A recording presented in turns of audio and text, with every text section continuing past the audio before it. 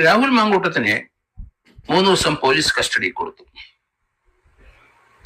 പോലീസിന്റെ റിക്വസ്റ്റ് അനുസരിച്ചാണ് judicial first class magistrate കോടതി 3 ദിവസം പോലീസ് കസ്റ്റഡി കൊടുത്തത്. ഏതായാലും പോലീസ് ആവശ്യപ്പെട്ട പോലെ 7 ദിവസം കസ്റ്റഡി കൊടുത്തില്ല. ഈ കേസിന്റെ നിയമവശങ്ങൾ പരിശോധിച്ചു കഴിഞ്ഞാൽ ഇത് നിലനിൽക്കുന്ന ഒരു കേസാണെന്ന് കരുതുന്നില്ല. കാരണം ഇലക്ട്രോണിക്സ് മീഡിയ കൂടിയാണ് പരാതി വന്നത്. അവർ വിദേശത്താണ്. ആ പരാതി സ്വീകരിക്കാം.